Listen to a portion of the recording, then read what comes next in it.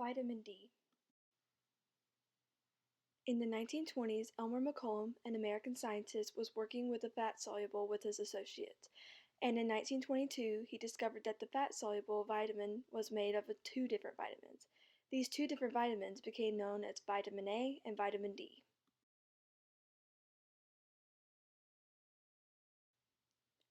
Vitamin D is a fat-soluble nutrient that can be stored in the body for a long time. It is critical for human survival.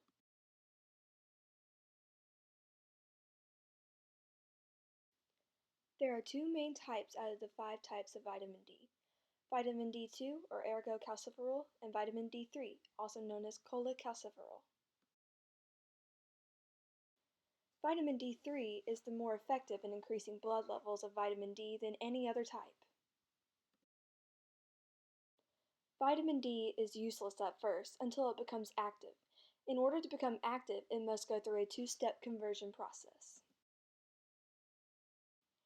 It is first converted into calcidiol in the liver. Calcidiol is a storage form of vitamin D in the body. It is then converted into calcitriol. Calcitriol is the active steroid hormone form of vitamin D. Calcitriol goes into the nuclei of cells and interacts with the vitamin D receptor.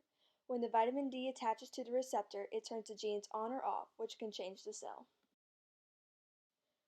One of the benefits of vitamin D is that it is involved in protection against cancer. Watch this video explaining how vitamin D works against cancer and other things.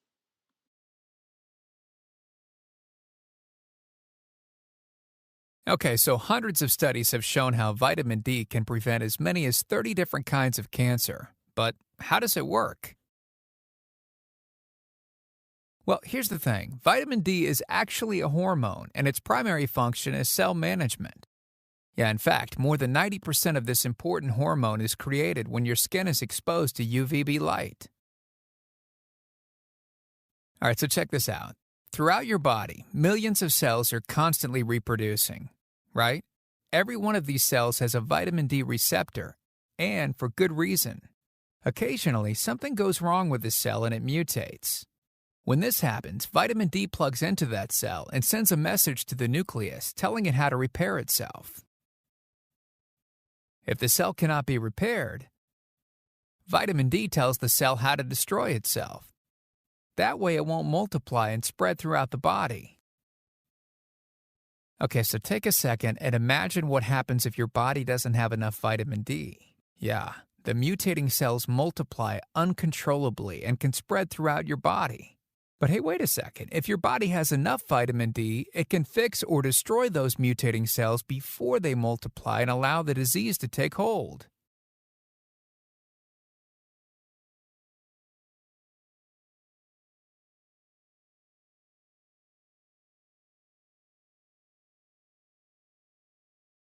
Cancer prevention is just one of the many benefits of the vitamin D hormone. That's why it's important that we get regular UVB exposure for the most natural and effective way to make.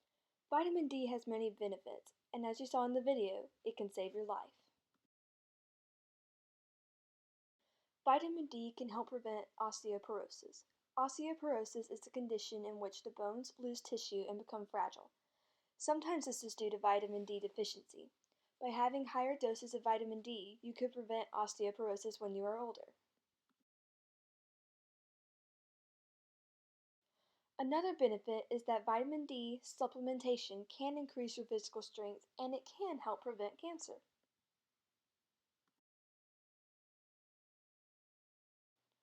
Many studies show that vitamin D supplementation can reduce the symptoms of depression and reduce the risk of type 1 diabetes. Now you know what vitamin D can do for you, but where can you get it? Vitamin D is produced in the skin when in the sunlight. The sun's ultraviolet B rays provide the energy needed for cholesterol in the skin to produce vitamin D. Staying behind glass or wearing sunscreen can cause you to produce little or no vitamin D. Wearing sunscreen to protect your skin is questionable since it can cause you to produce small amounts of vitamin D or none at all. This may increase your risk of vitamin D deficiency, which can lead to diseases. It is essential to get your vitamin D in the winter. Here are some other sources you can get your vitamin D from. Vitamin D can be found in fish like salmon, mackerel, swordfish, trout, tuna, and sardines. It can also be found in dairy products and cereals. Even eggs have vitamin D. Next is a video that lists 15 foods high in vitamin D.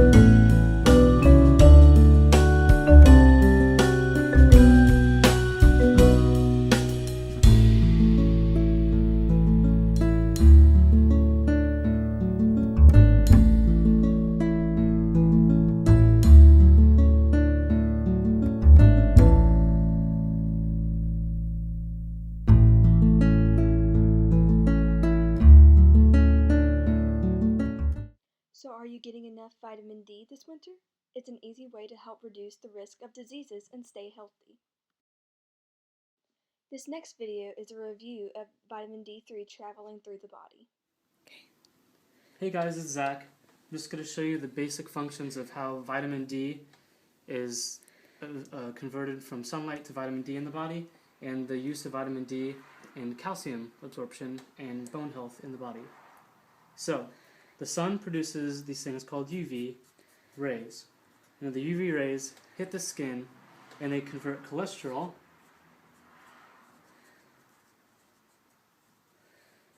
to a compound called D3.